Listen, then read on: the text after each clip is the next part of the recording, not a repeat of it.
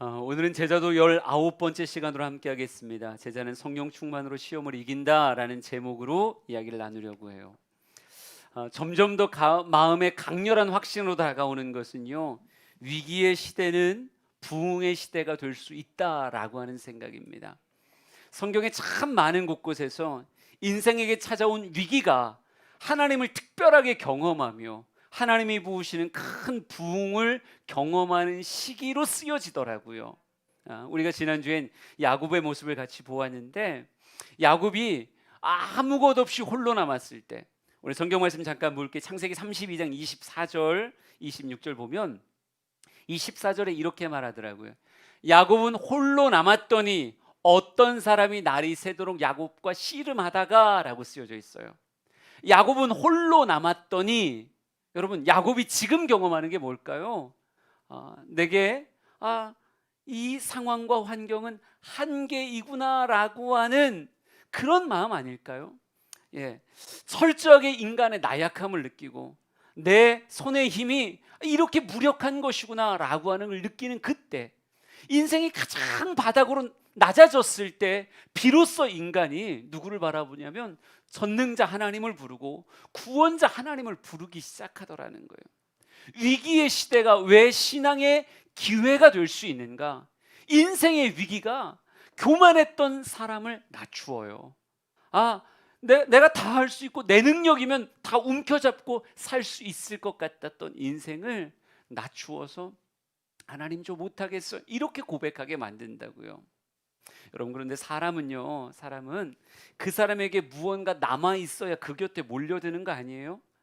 제가 어느샌가 젊은데도 선배가 되어 있더라고요. 제가 이제 23 정도 됐으니까 굉장히 젊은데, 32 정도 됐는데, 명절을 이렇게 지내다 보면 우리 성도들도 만나지만 요즘 들어 더 많은 후배들이 막 찾아와요. 후배들이 명절 인사하겠다고 찾아와서 이런저런 이야기도 나누고 받기도 하고 주기도 하고 뭐 이러면서 명절을 지내곤 하는데, 혼자 그런 생각을 해봤어요. 내가 주양교회 담임 목사가 아니어도 나한테 올까? 생각해봤더니 안 올 것 같은 거예요. 내가 주양교회 담임 목사니까 후배들이 와서 선배님 또 목사님 안녕하세요 이렇게 인사하면서 교제하지 않을까. 그들이 저한테 섬겨주는 것보단 제가 그들을 섬겨주는 게 훨씬 크거든요. 그러니까 그 정도의 힘이 있고 위치가 있고 자리가 있으니까 나에게 와서 인사하지 않을까, 이런 생각을 해봤어요. 원래 사람은 그래요. 사람은 그에게 무언가가 있어야 그의 곁에 몰려드는 거라고요. 그런데 오늘 성경은요, 야곱은 홀로 남았더니 라고 말하면 야곱이 혼자 있다라고 이야기하는데, 그곳에 찾아온 한 사람을 이야기하더라고요. 근데 그 사람이 지금 몰랐을 때 사람인 거지, 나중에 알고 보니까 거기가 어디예요? 분이엘이라고 하는 고백을 남길 하나님을 대면하여 만나는 곳이었잖아요. 하나님은 아무것도 없는 인생에게도 찾아오시는 분이 누구시다? 하나님이시다. 왜 위기의 시대가 부흥의 시대가 될 수 있는가? 철저하게 쓰러지고 낭망하고 내 손에 힘이 없음을, 내 인생을 건질 힘이 없음을 깨달을 때 인생이 비로소 하나님을 바라보고 하나님 살려주세요 고백하고, 그 고백을 하나님은 결코 놓치지 않는다는 거예요. 아무도 그의 곁에 오지 않을 때 누구는 찾아오신다고요? 하나님은 그에게 찾아오시고 그의 인생을 뒤바꾸는 놀라운 일을 그에게 행하신다는 거죠. 그러니까 위기의 시대가 신앙의 힘을 뺄 때가 아니에요. 홀로 남아 처참하고 비참할 그때가 오히려 하나님을 붙잡고 씨름하듯 내 힘을 쏟을 때라고요. 코로나19는 위기의 시대예요. 교회적으로도 그렇고 여러분의 일상에서도 당연히 위기의 시대예요. 이 위기의 시대에 신앙의 힘을 뺄 때인가? 난 그렇지 않다고 생각해요. 오히려 삶의 위기이기에 앞이 안 보이는 캄캄한 장벽 같은 게 내 앞을 가로막고 있기에 우리는 오히려 하늘을 바라보며 나의 인생에 그럼에도 불구하고 찾아오셔서 나를 맞잡아 주시는 그 하나님을 붙잡고 힘을 쏟아서 신앙생활 할 때가 바로 이때라고 믿습니다. 사람하고는 거리를 두어도요, 하나님과는 밀접해져야 되는 시기고, 사람과는 대화를 차단하며 마스크를 써도 하나님께는 내 속에 있는 모든 것을 쏟아놓을 만큼 진솔하게 주님과 대화하는 그런 시기가 되었으면 좋겠어요. 여러분, 야곱의 이야기가 우리에게 뭘 가르쳐 줍니까? 하나님의 복이 있다라고 하는 걸 가르쳐 주잖아요. 26절 말씀 보니까 이렇게 써 있습니다. 그가 이르되 날이 세려하니 나로 가게 하라. 야곱이 이르되 당신이 내게 축복하지 아니하면 가게 하지 아니하겠나이다. 이렇게 말해요. 무엇을 받지 않으면? 하나님의 복을 받지 않으면. 우리가 축복이라고 하는 말을 번역은 그렇게 되어져 있지만 우리가 빌축자를 쓰잖아요. 그래서 하나님이 인생에게 복 주신다라고 얘기할 땐 하나님이 축복하신다라는 말은 구별해서 쓰면 잘 쓰질 않아요. 사람끼리는 복을 빌어주니까 축복이라는 단어를 쓰지만 하나님이 우리에게 허락하실 때는 축복하시는 존재가 아니라 그냥 복 주시는 존재. 그래서 하나님의 복을 간절히 바라며 야곱이 무엇하고 있는 거예요? 하나님 붙잡고 있는 거예요. 하나님 붙잡고 하나님의 복이 내게 꼭 필요합니다. 이렇게 말하며 하나님 앞에 나아가더라고요. 그럼 과연 하나님이 주시는 복이라는 게 도대체 무엇일까? 우리는 그걸 성령 충만이라고 하는 단어로 몇 주간 이야기를 하고 있는데 성령 충만이라고 표현되어지는 이것 안에서 누리는 실제의 복이 과연 뭘까? 뭐가 성령 충만한 걸까? 오늘은 여러분에게 낯선 설교, 새로운 설교를 하고 싶지 않아요. 여러분에게 강조하고 싶은 설교를 하고 싶습니다. 성령 충만이라고 하는 것이 우리에게 어찌 복이 되는가? 도대체 그게 무엇인가라고 하는 것에 대해서 다시 한번 여러분에게 느낌표같이 새겨 주었으면 좋겠더라고요. 많은 사람들이 성령 충만이라고 얘기할 때 이것을 어떤 감각으로 생각하는 사람들이 있어요. 우리가 오순절 마가다락방에서 보면 불의 같이 갈라지는 것들이 그들의 눈앞에 보였었고 급하고 강한 바람 소리가 그들의 귀를 사로잡았던 것이 사실이에요. 그리고 여호와의 임재의 그 성령의 역사가 각 사람의 위에 임하여 있는 것이 보여질 만큼 그들의 시각을 사로잡는 환상이 그들의 눈앞에 쫙 보여졌던 게 사실입니다. 하지만 이런 감각으로 보여지는 충만의 현상만이 과연 성령 충만이라고 말할 수 있을까? 저는 성경을 보다 보니까요, 이 성령의 충만함을 어떻게 표현할까라고 이야기할 때 전 두 가지가 있을 수 있다고 생각해요.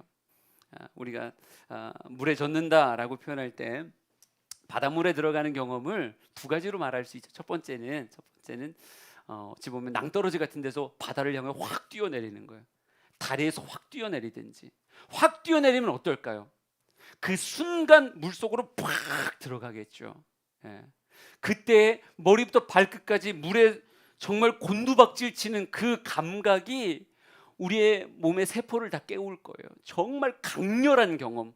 한순간에 머리부터 발끝까지 다 젖으며 그 물 밑으로 쑥 빨려 들어가는 그 시간과 장소와 그 느낌을 어찌 잊겠어요. 예, 그런 경험이 있어요. 성령 충만 받을 때에 불의 여같이 갈라지고 급하고 강한 바람 소리가 휘감아가는 것 같은 그 시와 그 장소를 결코 잊을 수 없는 성령의 황홀경 안에 확 사로잡히는 이런 경험이 분명히 있습니다. 요한 웨슬레도 그것을 경험하고 고백했고 수많은 사람들이 그 경험과 그 고백을 이야기하고 있어요. 근데 그것만이던가?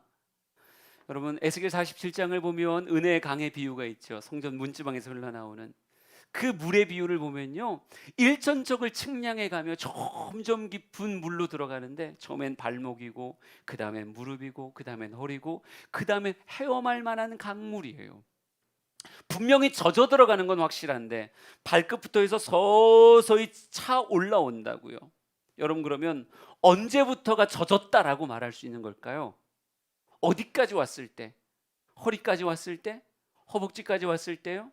아니면 다 잠겼을 때 비로소 젖었다라고 말할 수 있는 거예요? 여러분 젖었다라고 하는 표현은요, 발이 젖어도 젖은 거고 허리가 젖어도 젖은 거고 내 머리가 다 젖어도 젖은 거예요. 그러니까 어느 순간이라고 말하는 특정이 생각보다 어려울 수 있다고요. 분명히 똑같은 현상을 향해서 나아가는 건데 구원파가 우리에게 와서 가끔 이런 질문할 때가 있어요. 몇 날 몇 시냐, 언제냐, 확실하게 얘기 안 하면 당신 아니다, 이렇게 이야기할 때가 있어요. 과연 그럴까? 그렇지 않다고 생각해요. 어떤 사람에게는 점진적이고 어떤 사람에게는 급하고 강하게 임할 때가 있죠. 그러나 결과는 똑같다니까요.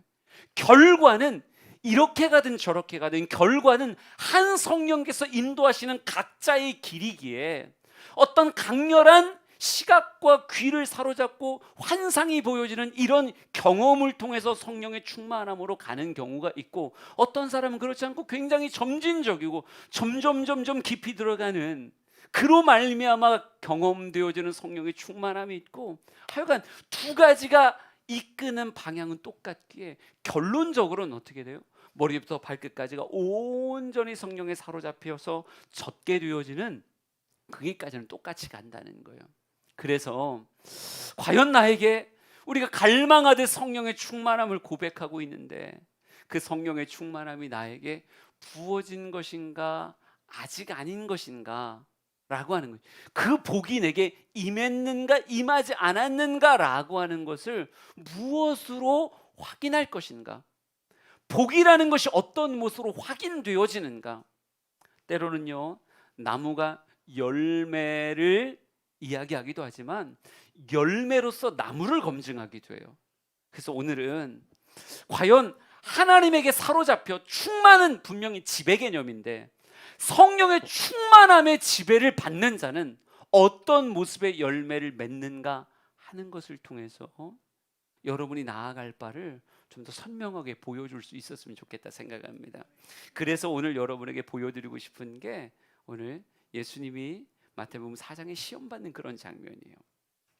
목회를 하면서 성도들이 참 많은 말들을 저에게 이야기합니다. 많은 이야기를 들었는데요, 그 많은 들었던 이야기들 중에 대표적으로 어떤 말을 많이 들을까? 어떤 말을 많이 들을 것 같아요? 제가 여러분에게 가장 많이 듣는 말 중에 하나는 뭐 예의상하기도 하지만 은혜 받았습니다. 네, 은혜 받았습니다. 이 말을 많이 들어요. 못 믿는 눈치지만 제가 들었어요. 그런 얘기를 수도 없이 들었어요. 예의 있는 성도들이 우리 주양교회에 많기 때문에 제가 문 앞에, 요즘은 코로나 시대라 인사하면 또 뭐라고 할까봐 인사도 안 하고 이렇게 보고 있죠. 인사할 때는 거의 눈 마주치면 당황해서 은혜 받았습니다 이렇게 하시는 분들이 생각보다 많아요. 그러니까 은혜 받았습니다도 참 많이 듣고, 교회에서는 또 인사가 뭐 사랑합니다, 축복합니다 이런 말도 워낙 많이 쓰니까 이게 그냥 관용구잖아요.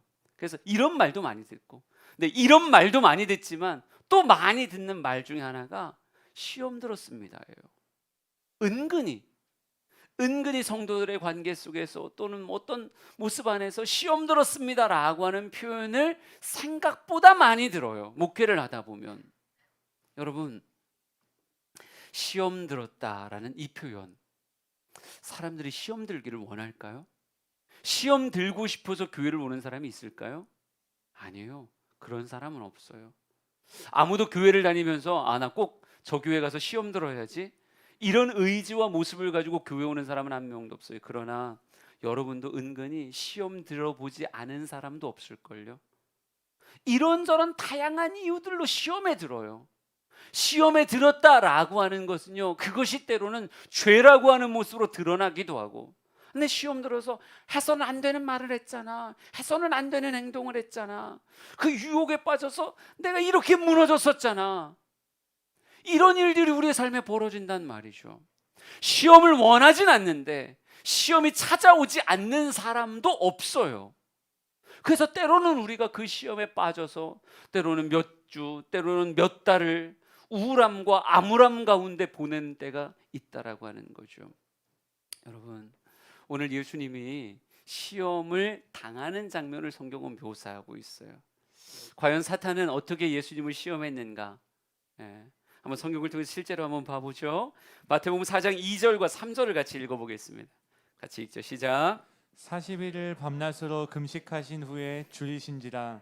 시험하는 자가 예수께 나와서 이르되 내가 만일 하나님의 아들이거든 명하여 이 돌들로 떡덩이가 되게 하라. 아멘. 사탄이 제일 먼저 사용했던 시험의 도구는 예수님의 육체였습니다. 성경은 이렇게 말해요. 41일 금식하셨다. 밤낮으로 금식하셨다. 밤이고 낮이고 40일을 먹지 않으신 예수님이 얼마나 배고 고프시겠어요.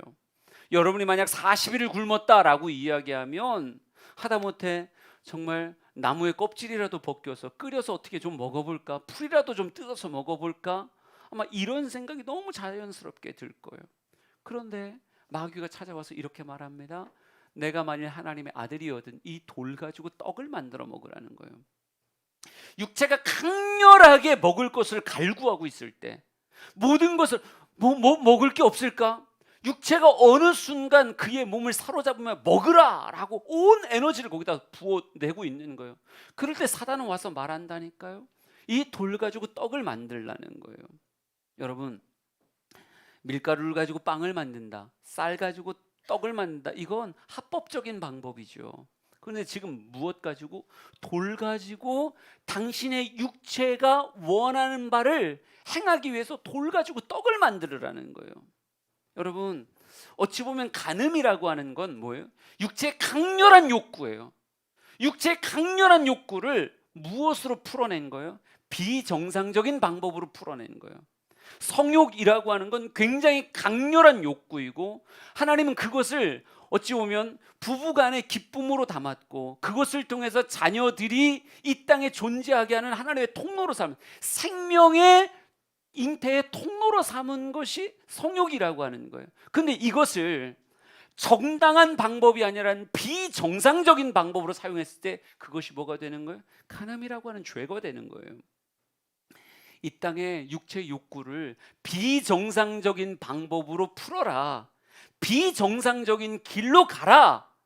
우리 안에 있는 이 강렬한 욕구를 사단은 기가 막히게 사용하려고 한다고요. 우리의 육체가 무엇을 원하는지, 우리의 마음이 무엇을 원하는지를 사단은 기가 막히게 알고 그것 앞에 비정상적인 방법으로라도 그 욕구를 해소하라고 우리에게 이야기한다니까요. 여러분, 굶주림, 정욕, 때로는 무기력, 때로는 흥분됨, 때로는 혈기, 수많은 내 육체 안에서 터져나오는 것을 사단은 무엇의 도구로 삼냐? 우리를 시험하려고 하는 도구로 삼을 때가 되게 많아요. 예수님에게도 그랬듯이 우리에게도 그렇게 쓸 때가 되게 많다는 거죠. 또 어떻게 할까요? 4장 5절 6절도 한번 읽어봅시다. 마태복음 4장 5절 6절입니다. 시작. 이에 마귀가 예수를 거룩한 성으로 데려다가 성전 꼭대기에 세우고 이르되 내가 만일 하나님의 아들이거든 뛰어내리라. 기록하였으되 그가 너를 위하여 그 사자들을 명하시리니 그들이 손으로 너를 받들어 발이 돌에 부딪히지 않게 하리로다 하였느니라. 아멘. 마귀가 예수를 거룩한 성으로 데려갈 때 예루살렘으로 데려가서 성전 꼭대기에 세웠다는 거예요. 여러분, 그 당시의 성전은 오늘날의 교회 같은 개념은 아니었습니다. 지역을 초월해서 오직 하나 있는 것이 성전이에요. 이 성전에 나아가서 기도한다라고 하는 건 거룩한 성에 사는 사람들의 특권이죠. 성전에 가까이에 사는 사람들의 거룩한 특권이에요. 그러니 그들은 성전에 가는 것을 굉장히 기뻐했다고요. 경건한 유대인들은 하루에 3번 성전을 향해 나아가서 그곳에서 기도했고, 그렇지 못하는 사람은 하다못해 바라보고라도 기도를 했었어요. 그렇게 사람들에게 사랑받는 장소요, 많은 사람들이 정말 북적북적 있는 곳이 그 당시 성전이었다고요. 근데 그 성전의 꼭대기에 예수님을 딱 세우고 이렇게 말합니다. 뛰어내리십시오. 그러면 천사들이 당신을 받아줄 겁니다. 당신이 천사들에 받들려서 떨어지던 당신이 둥실 떠오를 때 수많은 사람들이 당신에게 환호를 보내고 메시아라고 외칠 겁니다. 어떻습니까? 하십시오. 여러분, 사탄은 사람들의 시선을 가지고 우리를 넘어뜨리려고 할 때가 되게 많아요. 그 사람이 그런 행동할 사람이 아닌데 사람들의 시선이 쏟아지니까 그 시선 앞에서 원하지 않는 몸짓으로 춤을 추고 때로는 어색함을 느끼면서도 이상한 행동들을 하는 거예요. 그 피리 소리에 사람들의 시선 앞에 춤을 추기도 하고 가슴을 치며 애곡하기도 하는 이상한 행동들을 하기 시작한다는 거죠. 시선이 얼마나 무서운데요. 시선은 사람을 조종하는 때로는 그 얇은 그 선과 같이 그렇게 느껴질 때가 되게 많아요. 목사로서 산다는 게 어떤 이가 이렇게 표현하더라고요. 어항 속에 사는 삶이다. 수많은 사람들이 그를 정말 어항 속에 있는 금붕어 보듯이 이렇게 바라보니까 모든 것이 다 노출되어진 이런 인생을 산다는 게 생각보다 쉽진 않아요. 저도 지금은 마스크를 설교를 하니까 벗었지만 이 동네를 돌아다니거나 걷기를 할 때 마스크 쓴다는 것에 대한 굉장한 강박을 느껴요. 내가 주양교회 목사인데 사람들이 나를 마스크 안 쓰는 사람 이렇게 본다라고 하는 것이 부담스러우니까 상호간에 조심하기 위해서 당연히 써야 되는 것이기도 하지만 사람들의 시선이 무서워서라도 마스크 안 썼어? 내 마스크 어디 있지?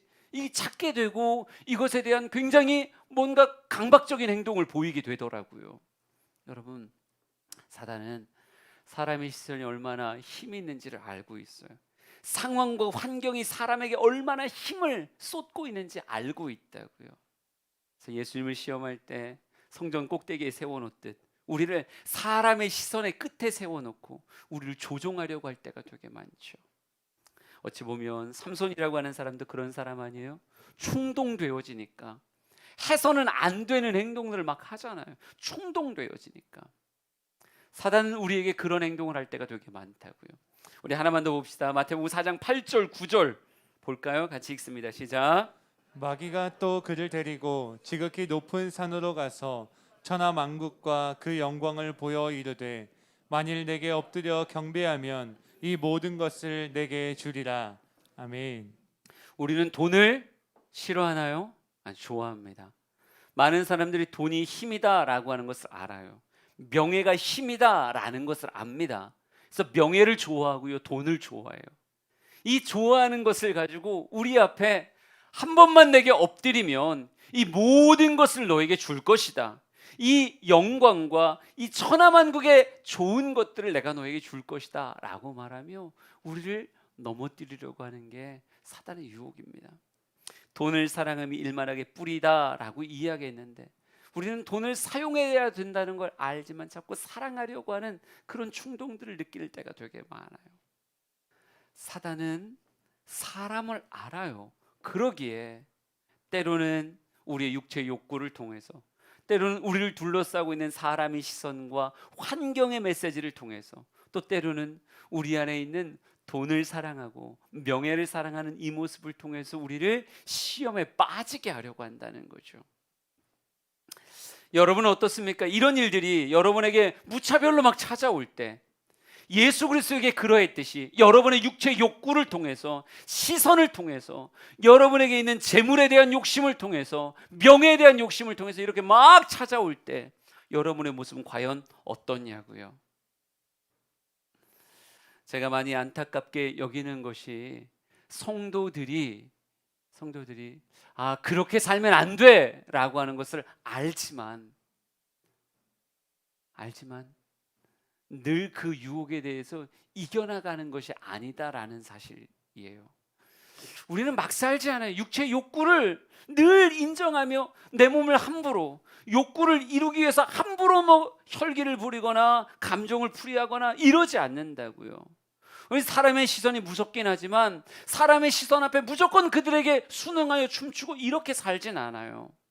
그런데 정말 안타까운 것이 그러면 안 된다는 걸 알면서도 때로는 넘어져서 원치 않은 행동을 하고 그것에 대해서 가슴 치며 후회하는 것이 참 많은 그리스도인의 모습이라는 거죠. 로마서 7장의 말씀을 보여드릴게요. 잘 아는 말씀입니다.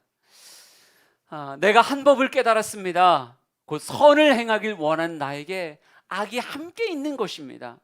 내 속사람으로는 분명히 하나님의 법을 즐거워하는데 내 지체 속에 한 다른 법이 있는 것 같습니다. 이 내 안에 있는 다른 법이 내 마음의 법과 싸워서 나를 오히려 죄 아래로 나를 사로잡아가는 것을 내가 보고 있습니다. 오라 나는 곤고한 사람입니다. 이 사망의 몸에서 누가 나를 건져내겠습니까? 내 자신으로는 하나님의 법을 즐거워하는 것 같은데 내 육체에서는 죄의 법을 섬기는 것 같은 이런 아이러니함이 내 안에 있습니다. 로마서 7장에 사도 바울이 고백한 거예요. 분명히 그 사람은 하나님 안에서 바른 길을 걸어가야 된다, 율법에 자명한 하나님의 길을 걸어가야 된다는 걸 아는 사람인데 희한하다는 거죠. 내 안에 뭔가 또 다른 법이 있는 것 같이 나를 자꾸 죄의 법 아래로 사로잡아 간다는 거예요. 거듭 이야기하지만 사도 바울은 학식이 떨어지는 사람이 아닙니다. 사회적 명예가 떨어지는 사람이 아니에요. 그는 의지도 굉장히 강해서 성취하고자 하는 그 욕구대로 자신을 쳐서 싸울 줄 아는 그런 사람이에요. 그런데도 희한하죠. 그가 성경을 통해서 이렇게 말하잖아요. 오라 나는 곤고한 사람입니다. 이 사망의 몸에서 누가 나를 과연 건져낼 수 있습니까? 이렇게 고백한다는 거죠. 여러분, 그리스도인의 차이가 이게 전부인가? 세상 사람들은 죄를 좋아하면서 저지르고 우리는 부끄러워하면서 죄를 저지른다라고 하는 이것만 다른 것인가? 결국은 죄 앞에 무력한 자로, 죄 앞에 늘 무력하여 진다라고 하는 것은 과연 똑같은 것인가? 그런데 성경에서 보여주는 예수님의 모습은 달랐다는 거죠.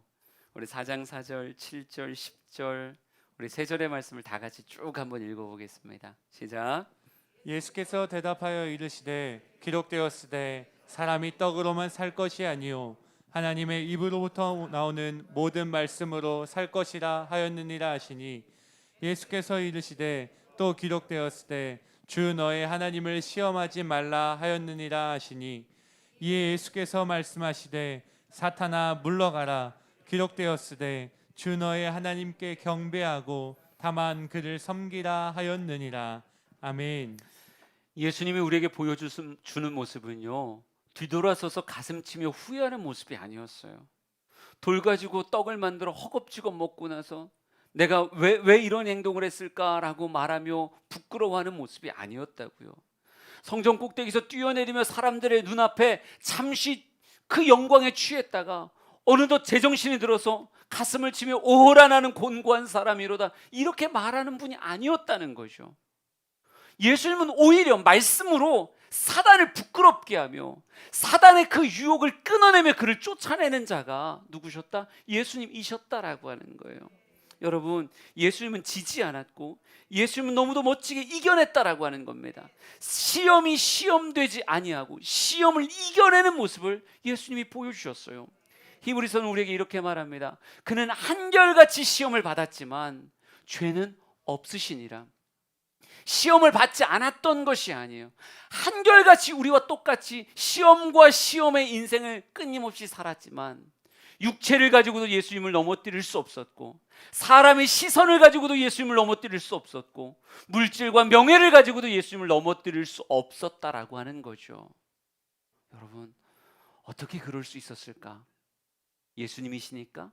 아니에요. 성경이 우리에게 보여주는 해답은 그는 우리와 다르기 때문이다, 그게 아니었다고요. 성경이 보여주는 해답 같은 말씀을 다시 한번 확인하겠습니다. 마태복음 4장 1절에 이렇게 말합니다. 그때에 예수께서 성령에게 이끌리어 라고 쓰여져 있어요.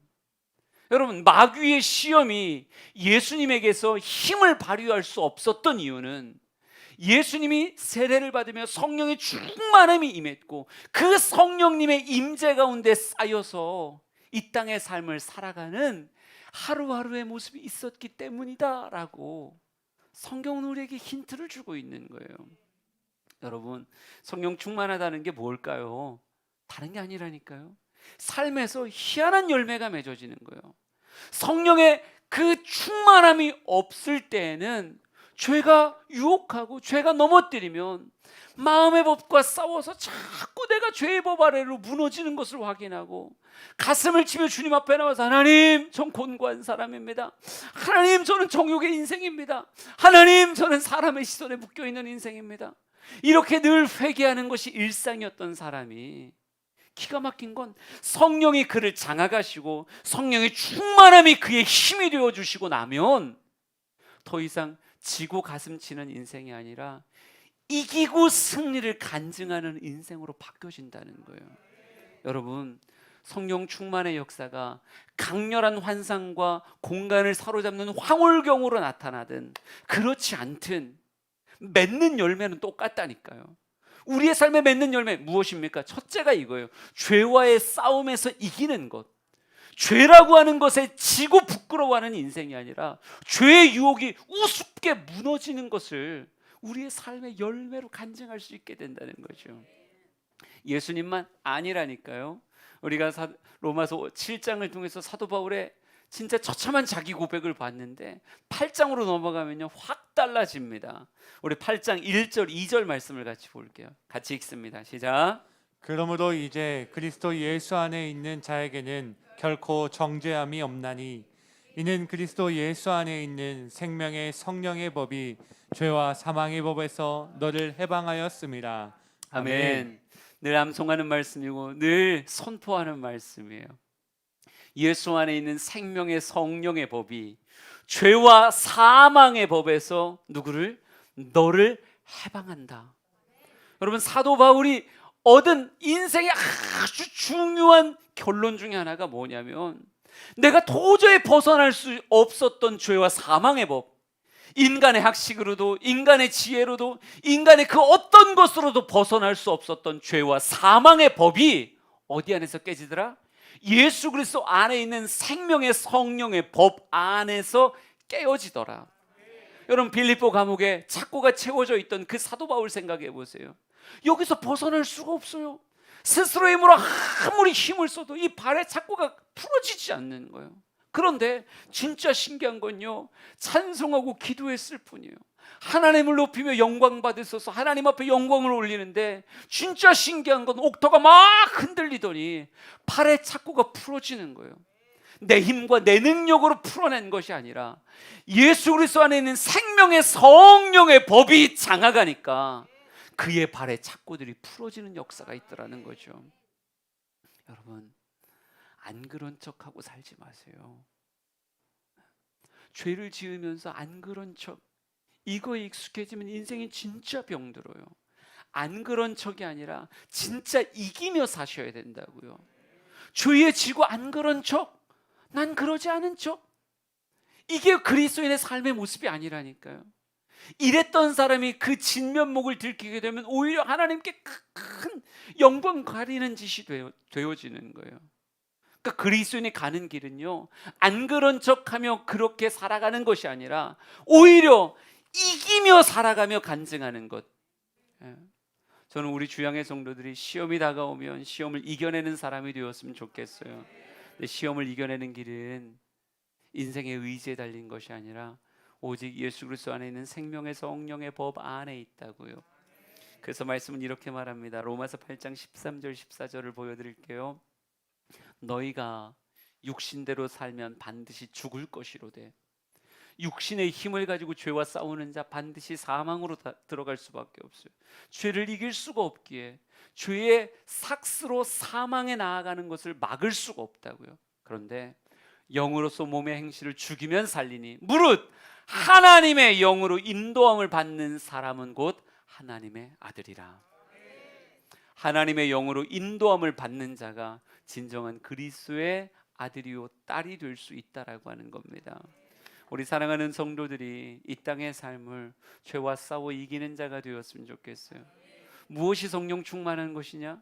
죄와 싸움에서 지지 않는 사람이 되는 것, 그것이 바로 성령의 충만함입니다. 좀 우리 주양의 성도들이 다 이 열매를 통해서 여러분의 삶의 성령 충만을 확인하셨으면 좋겠어요. 코로나19 위기의 시대입니다. 많은 사람들은요, 위기에 져서 오히려 더 큰 죄악으로 나아가요. 사울에게 닥쳤던 위기의 시대가 그로 하여금 더 크게 범죄하고 혈기를 부리고 그의 삶을 어찌 보면 망가뜨리는 그런 모습으로 쓰임 받더라고요. 하지만 이 위기의 시대에 진정 하나님과 씨름하는 자는 하나님으로부터 주어지는 복, 곧 성령의 충만함이 인생에게 임해서 죄악의 시대에 죄짓지 아니하고 오히려 죄를 이겨나가며 고고한 학과 같이 그 땅을 지배하고 다스리는 그런 모습 우리에게 있으리라 믿습니다. 우리 이 찬양 세상의 유혹 시험이라고 하는 찬양이 있어요. 우리 1, 2, 3절을 다 찬양할게요. 오늘의 설교가 이 찬양 안에 녹아 있다고 생각합니다. 세상이 여러분을 넘어뜨리려고 할 때 지지 않았으면 좋겠고요, 정말 멋지게 이겨나가는 우리의 모습 되었으면 좋겠습니다. 우리 함께 찬양합시다.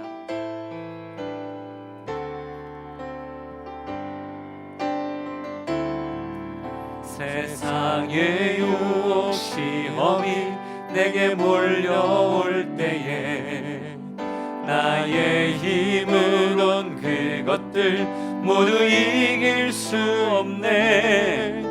거대한 폭풍 가운데 위축된 나의 영혼 어찌할 바를 몰라 헤매이고 있을 때 주를 찬양, 손을 들고 찬양. 전쟁은 나에게 속한 것 아니니 주를 찬양, 손을 들고 찬양. 전쟁은 하나님께 속한 것이니 거짓과 속임수로 가득 찬 세상에서 어디로 갈지 몰라 머뭇거리고 있네. 공중의 권세 잡은 자 지금도 우리들을 실패와 절망으로 넘어뜨리려 하네. 주를 찬양, 손을 들고 찬양. 전쟁은 나에게 속한 것 아니니 주를 찬양, 손을 들고 찬양. 전쟁은 하나님께 속한 것이니 주위를 둘러보면 아무도 없는 듯 믿음의 눈을 들면 보이는 분 계시네. 지금도 내 안에서 역사하고 계시는 사망과 어둠의 권세 물리치신 예수님. 주를 찬양, 손을 들고 찬양. 전쟁은 나에게 속한 것 아니니 주를 찬양, 아멘. 손을 들고 찬양. 전쟁은 하나님께 속한 것이니 주를 찬양, 주를 찬양. 손을 들고 찬양.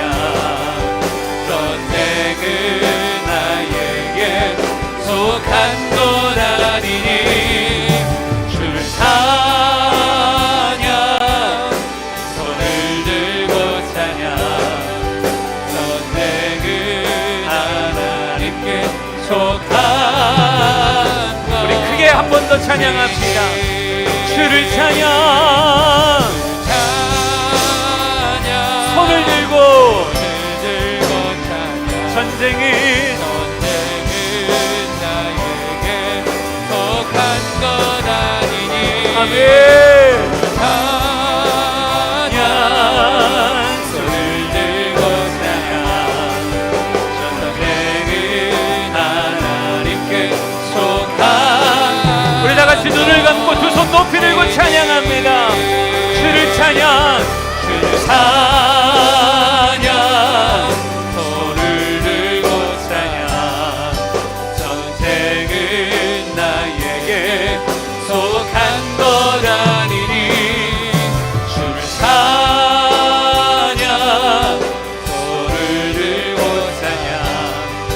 전쟁은 하나님께 속한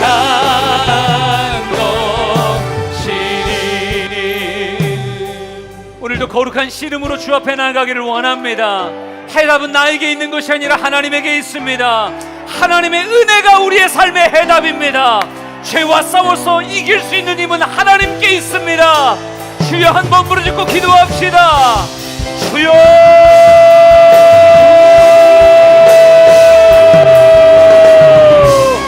오 하나님, 오 하나님, 내 삶이 죄로 더러워지지 않게 하소서. 내 삶이 죄로 더러워지지 않게 하여 주시옵소서. 죄악에 져서 더러워지지 않게 하여 주시옵소서. 육체로 살면 정령 죽을 것이라고 말씀하였사오니 영으로 육체를 죽이면 살아가는 성령 충만의 인생을 꿈꾸게 하여 주시옵소서. 하나님, 죄에 지지 않게 하시고 예수 그리스도와 함께 승리하게 하여 주시기 원합니다. 성령에 이끌 때 죄의 유혹을 이기는 자가 됨을 분명히 믿사오니 성령의 충만함을 부어주세요. 성령의 충만함을 부어주세요. 성령의 충만함을 부어주세요. 성령의 충만함을 부어주시옵소서. 성령의 충만함을 부어주시옵소서. 오 하나님, 하나님, 하나님, 하나님 원합니다. 성령의 충만함을 이 공간에 부어주시고 성령의 충만함을 통해 영혼들이 죄와 싸워 이겨나가는 인생, 성령의 열매를 맺는 인생이 되게 하여 주시옵소서.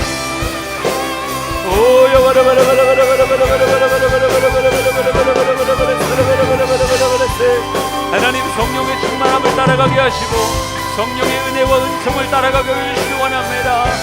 오직 예수 그리스도는 생명의 성령의 법이 죄와 사망의 법 안에 있는 너희를 해방하였음이니라. 아버지, 죄의 유혹에서 해방되게 하시고 죄악의 더러움에서 해방되게 하여 주시옵소서. 오 하나님, 우리의 기도를 받으시고 우리의 기도 위에 역사하소서. 우리 감사합니다.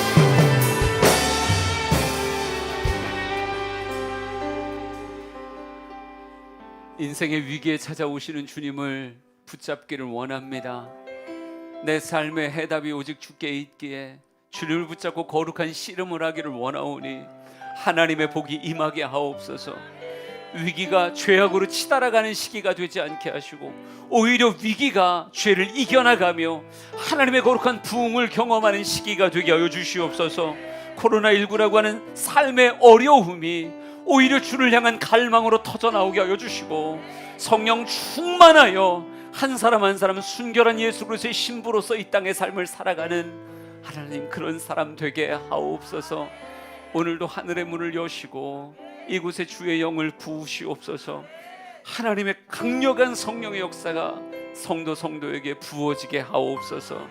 이제는 예수 그리스도의 은혜와 하나님 아버지의 크신 사랑하심과 성령님의 감화 감동하심이 주 앞에 서 있는 예배자들 머리 위에 영원토록 함께 하시길 간절히 축원하옵나이다.